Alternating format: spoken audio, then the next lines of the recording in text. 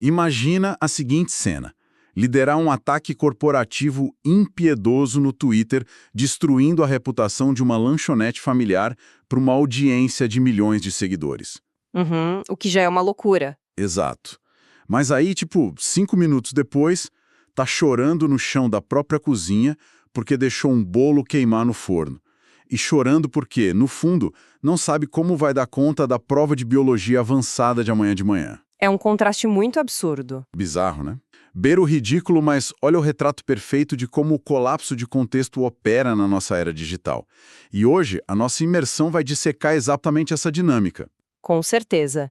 É um tema fascinante. Nós vamos analisar um material incrível que mostra como é viver rodando dezenas de aplicativos pesados ao mesmo tempo no nosso sistema operacional mental, até o ponto em que a máquina simplesmente ameaça pifar. E esse colapso de contexto que você mencionou é o conceito fundamental para a gente entender essa narrativa de hoje.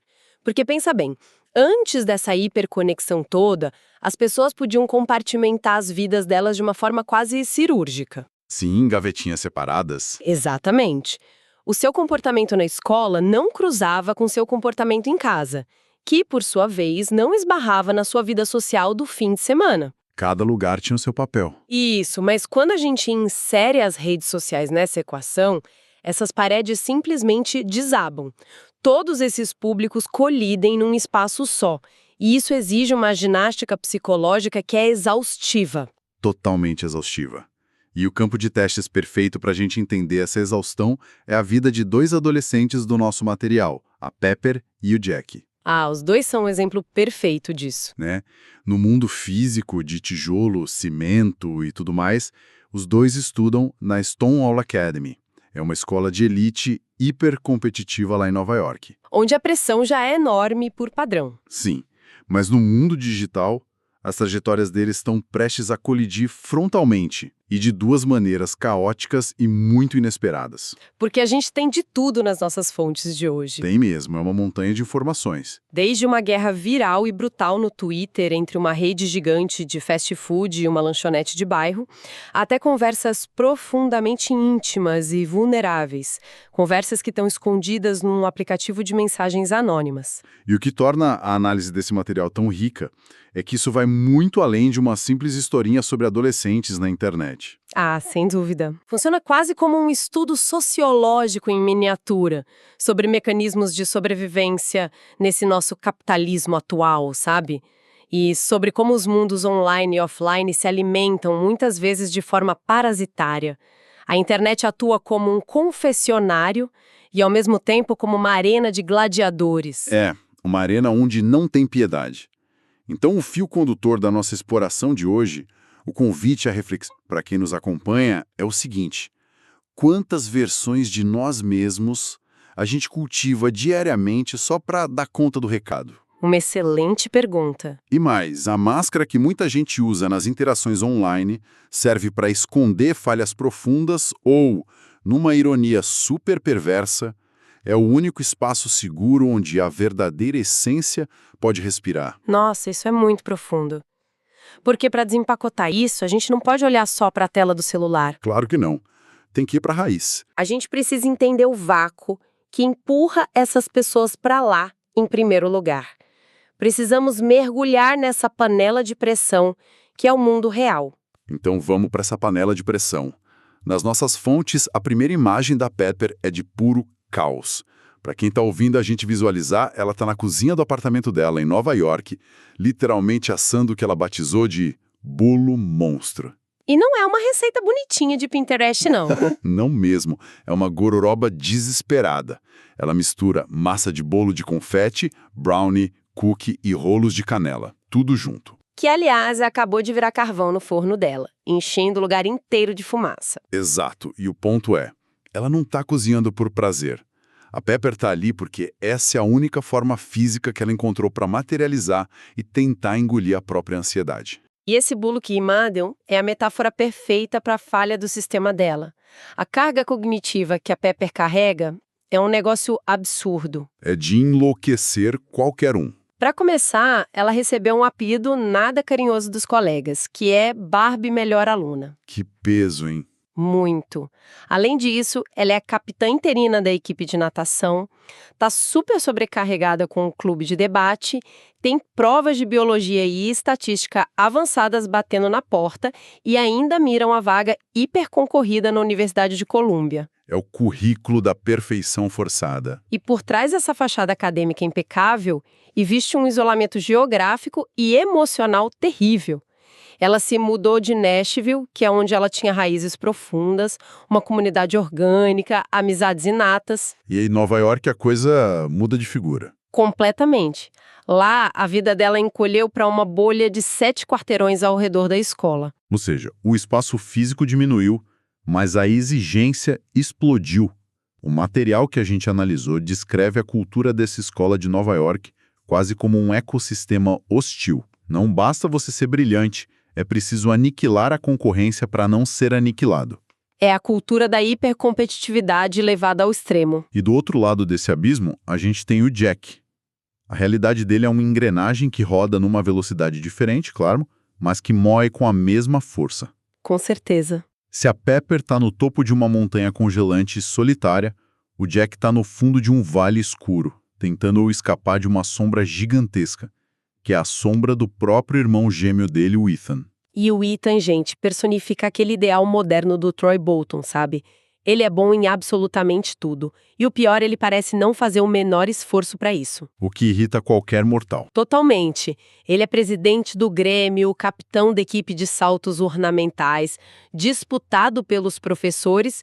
E quando você compartilha a mesma genética de alguém que a sociedade considera perfeito, a resposta de sobrevivência mais comum é buscar o polo oposto. É a fuga, né? Isso. O Jack adota a persona do palácio da turma.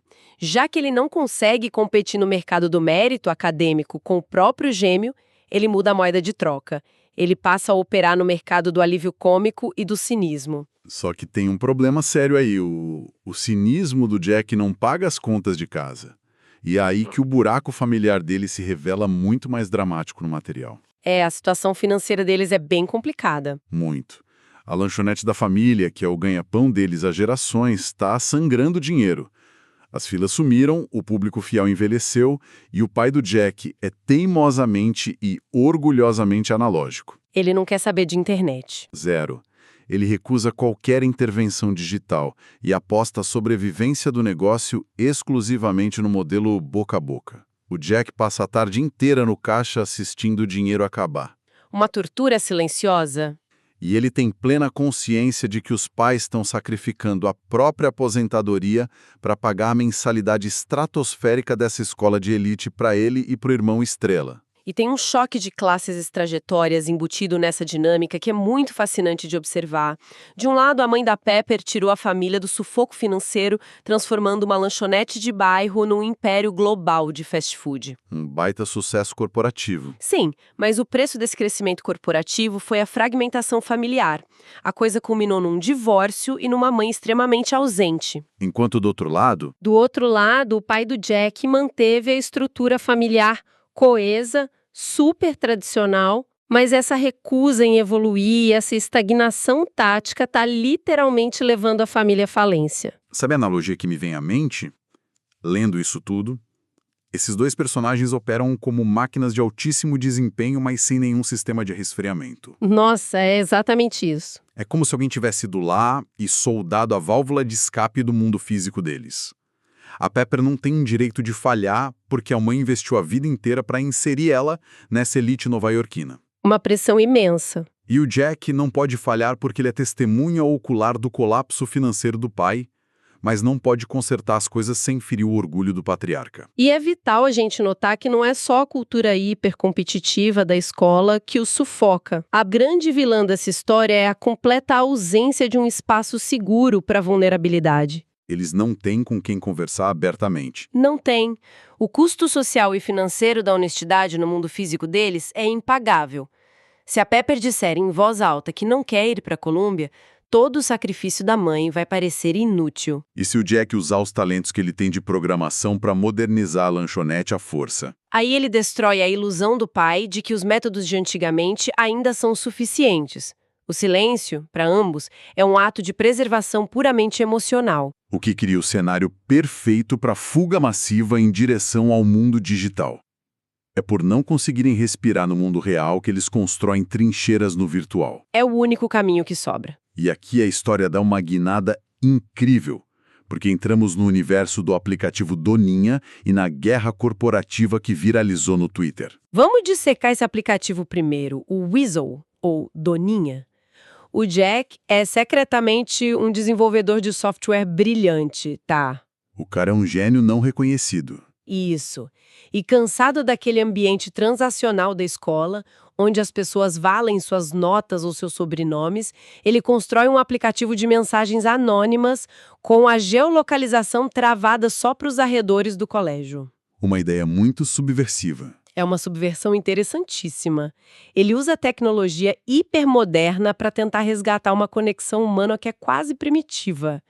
O aplicativo distribui nomes de animais para os usuários de forma totalmente aleatória. Ninguém sabe com quem está falando. Exato, garantindo cegueira total sobre quem está do outro lado da tela. E a suprema ironia dramática da história é que o usuário com quem o Jack, usando o codinome de Lobo, mais cria vínculos profundos, de longe, é uma garota chamada Passarinha. E a passarinha, como a gente sabe. É a Pepper. Nenhum dos dois sonha que o ombro amigo virtual que eles procuram toda noite pertence à pessoa que eles consideram mais insuportável nos corredores da escola. É o destino pregando peças. E as conversas que eles têm ali são de uma crueza fantástica. Eles reclamam da pressão financeira da família, do medo do futuro, da síndrome do impostor no meio de colegas que, nas palavras deles, nasceram com a bunda virada para a lua. Nascer em berço de ouro, né? E o app vira um confessionário que a escola, com aquelas paredes de vidro e expectativas altíssimas, jamais permitiria no mundo real. E a psicologia por trás disso é o efeito de desinibição online, mas operando na sua chave mais positiva possível. Sem o peso do sobrenome, sem aquela embalagem física que traz tantos preconceitos embutidos, eles conseguem acessar um nível de empatia pura. Porque ali, o lobo não é o gêmeo menos inteligente. Exatamente. E a passarinha não é a máquina de aprovação obcecada por notas. O aplicativo retira todas as tarefas de fundo do sistema operacional social deles, permitindo que eles rodem apenas o programa mais essencial de todos. Que é a necessidade de serem ouvidos. Perfeito. Mas esse mas é gigantesco. Enquanto eles são confidentes e íntimos nesse ecossistema digital que é fechado e seguro, eles estão engajados numa guerra de aniquilação mútua na internet aberta. A grande guerra do Twitter. Sim. A mãe da Pepper, como a CEO da megacorporação Big League Burger, lança uma nova linha de queijos quentes. E o carro-chefe da campanha é o tal do especial da vovó. E tem um detalhe aí que muda o jogo completamente. O sanduíche da rede não é só uma inspiração bonitinha. É uma cópia descarada. Um plágio na cara dura. Uma apropriação milimétrica da receita, dos ingredientes, do jeito de montar e até do nome afetivo do prato mais tradicional da lanchonete da família do Jack, que, lembrando, tá falindo. É a grande corporação engolindo o pequeno comerciante de forma canibal. E o Jack, vendo o legado da avó ser roubado e embalado em plástico assim, simplesmente explode. Ele chuta o balde. Ele toma o controle da conta do Twitter da lanchonete da família, que na época tem míseros 645 seguidores, e lança uma provocação direta contra a gigante do fast food. O famoso Davi contra Golias digital. Exato. Ele posta fotos lado a lado, ironizando com a frase "ninguém prepara um queijo quente como a vovó" e expõe o plágio para o mundo. Só que, claro, isso poderia ter sido só mais um grito no vazio da internet. Se não fosse por um acaso cósmico. Pois é. Uma estrela pop dos anos 80, que por um acaso do destino ama aquela lanchonete antiga de Nova York, vê o post e ela dá um retweet para os mais de 12 milhões de seguidores dela. O algoritmo capta o engajamento e a coisa viraliza como pólvora. E qual é o contra-ataque da corporação diante desse desastre de relações públicas? A mãe da Pepper está na Europa, lidando com investidores de paletó super ocupada e simplesmente delega o problema para a própria equipe de marketing. E olha o que a equipe faz. Eles transformam a Pepper na roteirista fantasma dessa guerra. Porque o mercado atual adora marcas com personalidades sarcásticas no Twitter. A gente vê muito isso hoje em dia com perfis de fast food reais, né? Sim, é uma tática de marketing de capitalismo tardio super comum. Eles misturam essa agressividade adolescente com logomarcas institucionais. A